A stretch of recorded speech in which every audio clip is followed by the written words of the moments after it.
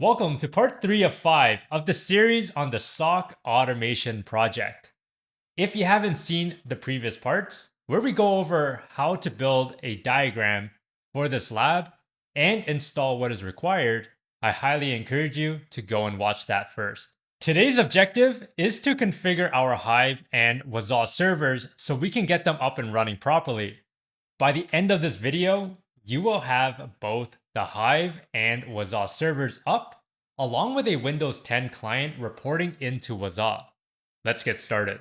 To begin, let's configure our Hive instance first to get this up and running successfully. In part 2, or episode 2, we installed multiple components for the Hive. And beginning with Cassandra, which is used for the Hive's database, we want to edit Cassandra's configuration files. And to do that, we can type in nano/etc/Cassandra, and you can always press tab for auto completion. I'll type in cassandra.yaml. This is where we can customize our listen address or ports along with the cluster name. For example, right here it says cluster name as test cluster. You can leave it as is, but I'm going to delete this and change it to MyDFIR. Next, we want to find the listen address and RPC address. Now, we can do this a couple ways. We can scroll down until we find it, or we can hold Control and W. This will open up a search bar for you. And then we can type in listen and hit enter. Let's scroll down just a little bit, and we should see listen address as localhost. We want to remove this and enter in our public IP of the Hive. So this one is 143.110.217.149. Now your public IP will likely be different than mine, but just make sure it's reflecting your public IP for the Hive. Next, we want to find RPC address. So again, hold Control and W, and then we'll search RPC_address. And then scroll down just a little bit, then we find RPC address. So let's remove the local host and do the same that we did earlier. Type in your public IP of the Hive. Now that we changed our listen address and RPC address, we need to change one more configuration, and that is the seed address. So I'll type in Control W and type in seed. Eventually we'll see what is called seed_provider.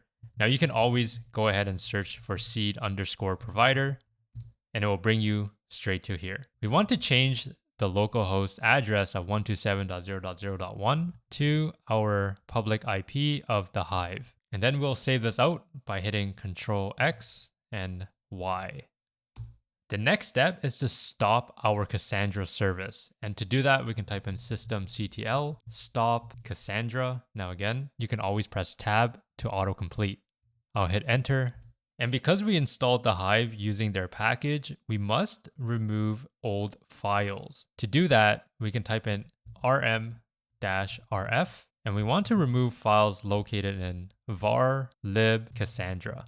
And then we want to put in the asterisk for everything, and then hit enter. Now that the older files have been deleted, we can now start up the service by typing systemctl start Cassandra and hit enter. It is always a good habit to just double check your services just to make sure it is running. So again, systemctl, but instead of start, you just type in status, Cassandra, hit enter. And under the active, you can see that it's active in brackets running. We know that Cassandra is running now. We can exit this by hitting Q on our keyboard.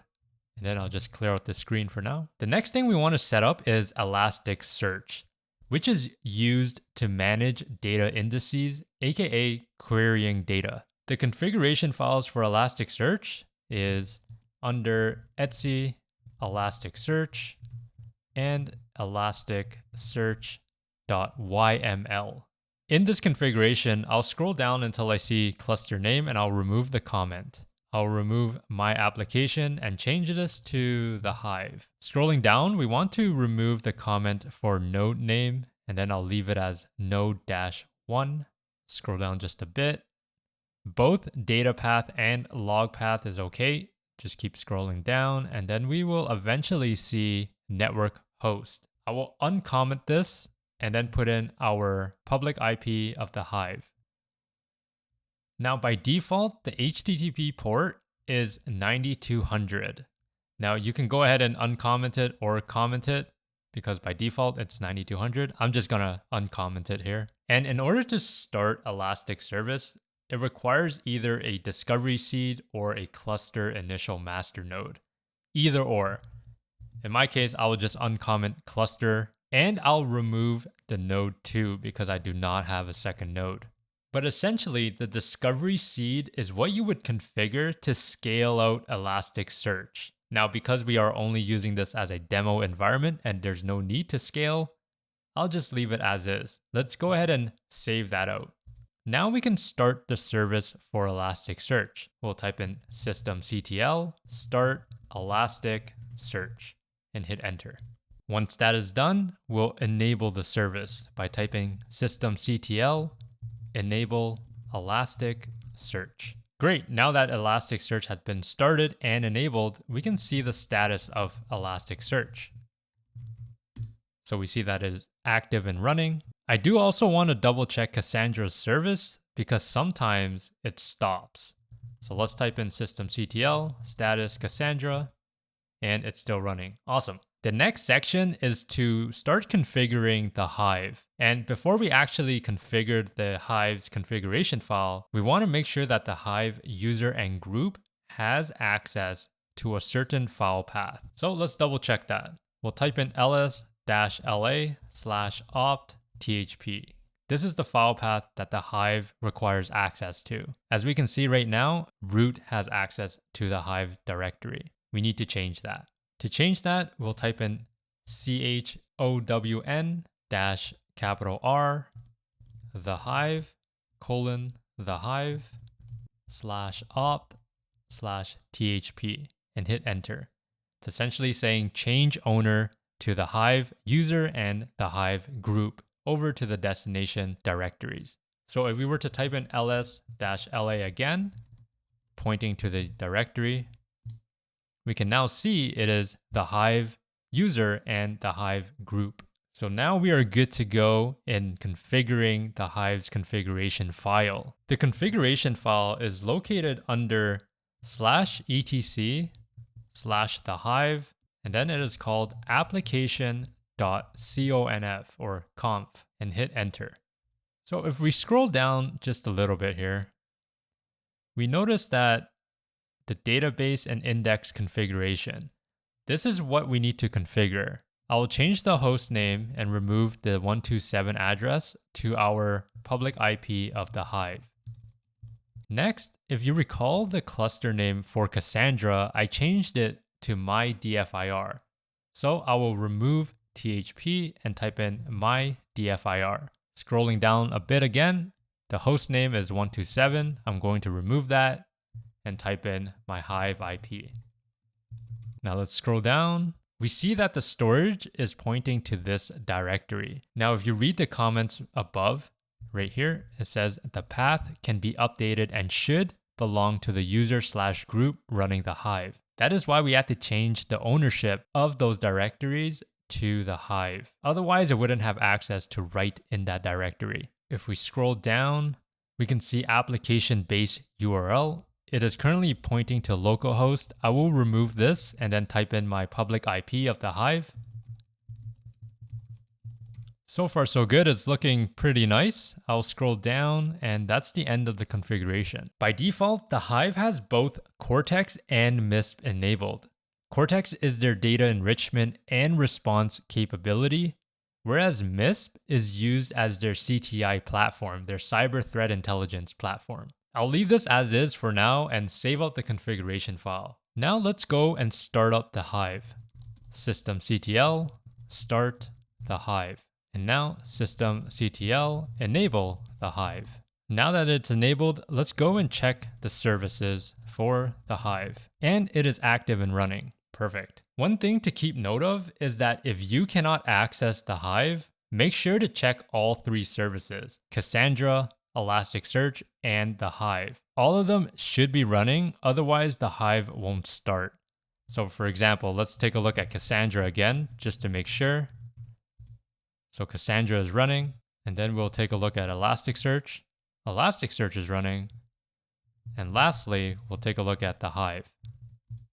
And TheHive is running. Perfect. So in theory, we should be able to access TheHive by navigating to the public IP of TheHive with port 9000. And we are presented with the TheHive dashboard. We can log in with their default credentials, which is admin@thehive.local, and the password is secret. If you have been following along, you might experience an error on trying to log into the Hive. This could be trying to use default credentials, and then it will tell you that your authentication failed.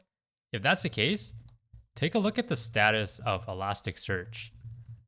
Likely your Elasticsearch is down if that's the case. If you are facing that error, you want to create a custom JVM option file. And we can do that by typing in nano/etc Elasticsearch jvm.options.d/jvm.options. Once you open up this file, you want to paste in the following content.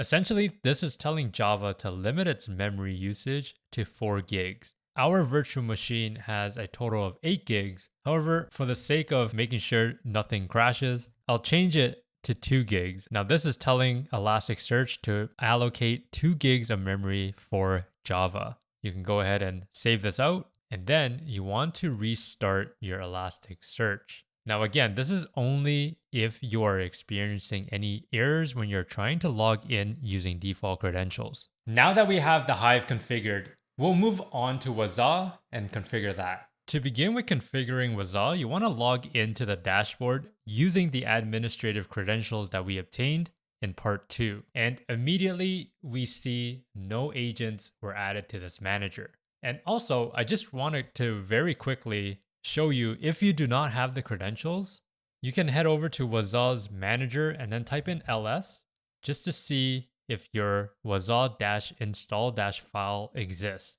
It should, technically, if you've downloaded Wazuh via the curl option. Now what you want to do is run the command tar-xvf,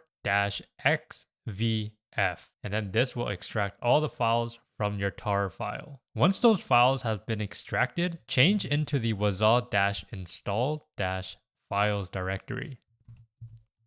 From here, we can type in ls, and the file that we're looking for is called wazuh-passwords.txt. So we can cat that out. And here will be all of our passwords. The main one that we want, of course, is the admin password. This is what we're going to be using to log into the dashboard with. And secondly, we want the Wazuh API user. We'll be using this later on in the lab to perform responsive capabilities. Heading back to our Wazuh dashboard, as we can see again, we have no agents installed. In order to install one, we can simply click on Add Agent. Because we are using a Windows machine, select Windows, scroll down. For the server address, we'll put in Wazuh's public IP, which in my case was 159.203.17.39. And your public IP is going to be different than mine. Underneath, we see assign an agent name. This is optional, but I'll type in MyDFIR. And then it asks you if you want to select one or more existing groups. I'll leave that as default. Now we can copy the following command. So I'll go ahead and copy that. And I am on my Windows machine. I'll open up a PowerShell window with administrative privileges. Once we open that up, go ahead and paste in the command and then hit enter.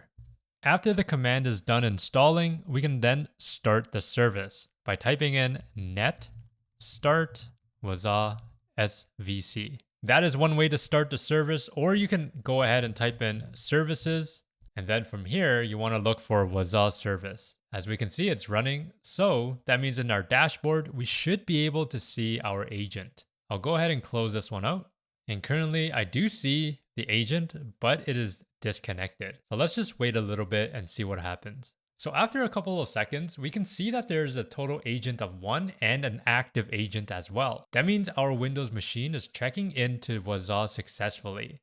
Now we can click on security events and start querying for events. You just configured both TheHive and Wazuh, and now they are working as expected. Our end goal is to detect Mimikatz usage on our Windows 10 client machine. And in order to do that, we must first generate telemetry and create an alert related to Mimikatz, which is what we will do in the next episode. That is it for the video, and I hope this has been helpful for you so far. If you stumbled across any kind of errors along the way, do let me know and I'll be happy to help you out.